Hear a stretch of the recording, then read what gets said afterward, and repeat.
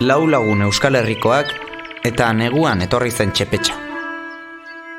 Behin batean, txerriak garbi zebiltzan garaian, txori txiki bat iritsi zen Euskal Herrira. Negu gorria zen eta bere kantuak zabaldu nahi zituen gure artean. Hango herri batean, zuen adin bereko lau lagun bizi ziren, eta txoria ikusi zuten abar baten gainean, hotzak hartuta, baina alegera eta guztiz alai kantari.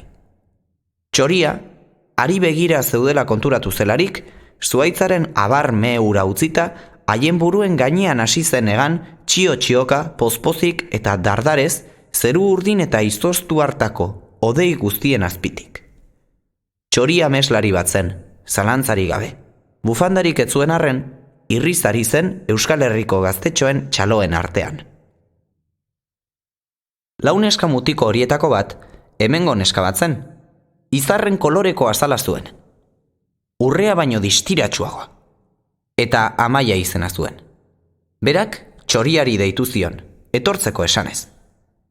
Beste neska bat horko herri batekoa zen. Gauaren koloreko azala zuen, negu gorriko elurra baino maitagarriagoa, eta Ainoa izena zuen. Berak txoriari deitu zion, harentzako janaria zuela esanez. Talde hartako mutil bat hango herri batekoa zen, ilargiaren koloreko azala zuen, eguzkia bera ere baino argitsuagoa, eta Ander izena zuen. Berak txoriari deitu zion, harentzako edaria zuela esanez. Beste mutila, zuek bizi zareten auzo berekoa zen.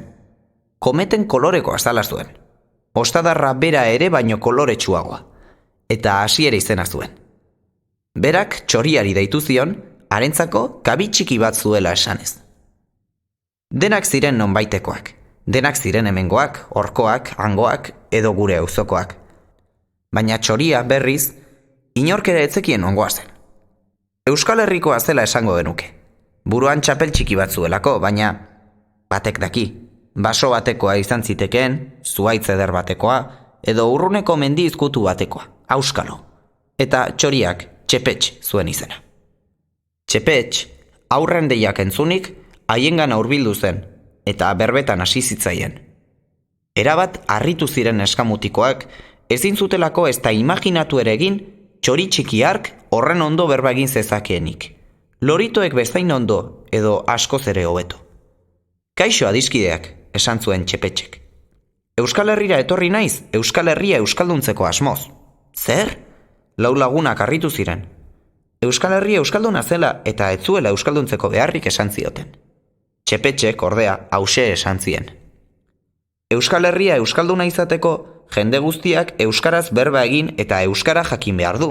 Eta uste dut herri honetako batzuek ez dutela euskaraz egiten. Beno, egia da, jende guztiak ez daki euskaraz, esan zuen Amaiak. Eta zer egin dezakegu orduan Euskal Herriko neskamutil guztiek euskara ikasi, maita eta erabildezaten? Eta Txepetxek esan zien.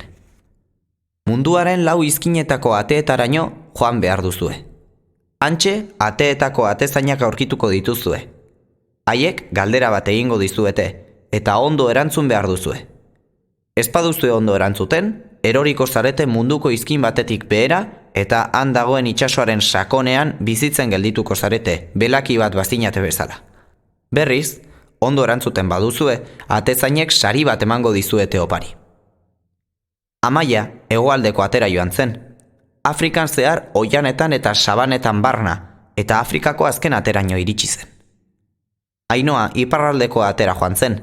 Europan zehar mendietan eta ibaietan barna, eta Europako azken atera iritsi zen. Ander ekialdeko atera joan zen. Asian zehar ekialde hurbil eta urruneko lautadetan eta Himalaiako goi gailurretan barna, eta eguzkiaren sortaldetik hurbil, Asiako azken atera iritsi zen. Asier mendebaldeko atera joan zen. Ameriketan zehar itsaso zabal eta arriskutsuaren uretan eta olatuetan barna, eta eguzkiaren sartaldetik hurbil, Ameriketako azken atera iritsi zen. Ameriketako atezainak hauxe galdetu zion Asierri. Zein da jakintasunak neguan, udazkenean, nahiz udaberrian, eta ez jakintasunak udan, maite duten tokia. Eskola da.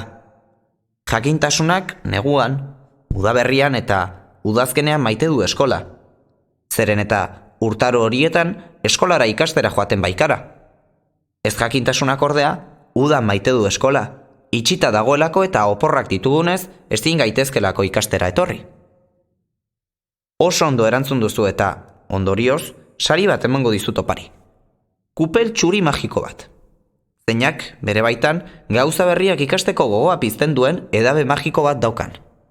Kupel honek euskaraz berbetan badaki eta motivazioa du izena. Anderrek Asia aldera jo zuen. Hantxe, Asiako atezainak hauxe galdetu zion Anderri. Zer da guk Asian itsasoan bezala bi aldiz duguna, baina zuek Europan mendian bezala behin baizik ez duzuena? A letra da. Asian bi aldiz agertzen delako, itsasoan hitzaren kasuan gertatzen den bezala. Europan hitzean berriz, behin agertzen da, mendian bezala. Oso ondo erantzun duzu eta, ondorioz, sari bat emango dizut opari. Kupel gorri magiko bat. Zeinak, bere baitan, gauza berriei buruzko informazio ugari ematen duen edabe magiko bat daukan. Kupel honek euskaraz berbetan badaki eta ezagutza du izena. Ainoak Europa aldera jo zuen. Hantxe, Europako atezainak hauxe galdetu zion Ainoari. Zein da oilarrak deitu eta berehalaxe datorrena, baina ilargiak deitzen duenean etortzen ez dena? Eguzkia da. Goizean oilarra kantatzen duenean eguzki ateratzen duelako. Gauean berriz eguzkirik ez dago eta horregatik ilun dago. Ilargiak eguzkiari deitu halko balio ere, ezinezkoa litzateke eguzkia etortzea, gaua delako. Oso ondo erantzun duzu eta, ondorioz, sari bat emango dizut opari. Kupel berde magiko bat. Zeinak bere baitan dakigun guztia erabiltzeko gogoa pizten digun edabe magiko bat daukan. Kupel honek euskaraz berbetan badaki eta erabilpena du izena.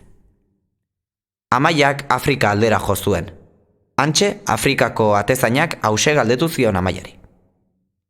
Hegoa da beroa, iparra da hotza. Afrika da galdara.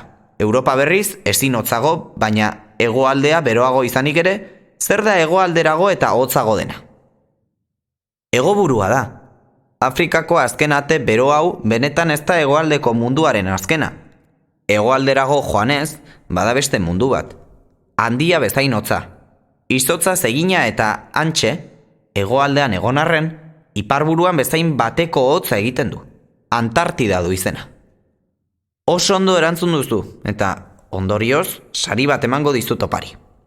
Nire azken ate hau irekiko dizut, eta pasatzen utziko zaitut Antartidara joan zaitezen, eta handik nahi aina elur magiko ardezazon. Elur magiko honek euskaraz berbetan badaki eta jakintza du izena. Beren lanak bete ondoren, Euskal Herrira itzuli ziren gure lau lagun Euskal Herrikoak. Amaia jakintzaren elurrarekin, Ainoa erabilpenaren kupel berdearekin, eta Anderrek eta Asierrek, urren ez urren, ezagutzaren kupel gorriarekin eta motivazioaren kupel txuriarekin. Txepetx, aurrak ikusi bezain laster, haiengan horbildu zen eta honelaxe berba egin zien. 3 kupel magiko ditugu 3 izen ederrekin. Lehenengoa txuria, motivazioa. Bigarrena, gorria, ezagutza. 3. berdea, erabilpena. 3 elkarren ondoan jarriz eta tutu batzuen bitartez elkarri lotuz eta konektatuz, Euskal Herria euskalduntzeko makina osatuko du. Hori esan ondoren, lehenengo kupel magikoari hauxe galdetu zion. Kupel txuri magiko eder hori. Zer gauza berri ikasteko gogoa eman gura diezu Euskal Herriko haur, gazte zein helduei? Eta kupel txuriak hauxe erantzun zion. Euskara ikasteko motivazioa eman gura diet Euskal Herriko haur, gazte zein helduei. Hori entzun ondoren, Txepetxek bigarren kupel magikoari hauxe galdetu zion.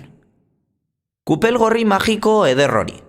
Zer gauza berriei buruz eman gura diezu informazio ugari Euskal Herriko haur, gazte zein helduei? Eta kupel gorriak hauxe erantzun zion. Euskal Herriko haur, gazte zein helduei euskarari buruz informazio ugari eman gura diet. euskal hizkuntzaz ezagutza handia izan dezaten. Hori entzun ondoren, Txepetxek 3. kupel magikoari hause galdetu zion. Kupel berde magiko ederrori. Zer erabiltzeko gogoa piztu gura duzu, Euskal Herriko haur gazte zein helduengan. Eta kupel berdeak hause erantzun zion. Euskara erabiltzeko gogoa piztu gura dut Euskal Herriko haur gazte zein helduengan. Hori entzun ondoren, Txepetxek hause esan zien aurrei. Oso ondo, ederto. Lagunok, kupeletako edabe magikoa edanez eta jendeari edaten emanez, euskara edatuko dugu Euskal Herri osoan. Bai, ufa, oso ondo, esan zuten aurrek. Denak oso pozik zeuden, Amaia izan ezik. Bere opariaz ez zuen inork ere berba egiten eta oso polita zen. Elur magiko pila. Orduan Amaiak hause galdetu zien. Eta Antartidan eman zidaten sariagaz ez dugu ezer berezirik egin behar? Bai, jakina, eman, emaidazu apur baten. Txepetxek oparia eskatu zion Amaiari eta Antartidan jasotako elur magiko guztia zapi batean bildu eta hodeietaraino eraman zuen. Han, zapia ireki eta elur guztia bota zuen. Negu hartan, Euskal Herri osoan elurra egin zuen. Mara, sendo, jakintzaren elur malutekin. Eta berbetan ederto zekien elur magikoak lurrera jausten ari zen bitartean, hause oihukatzen zuen ozen eta gora. Gora, bai, gora euskara eta gora Euskal Herria euskaldun jakintxu ez betea.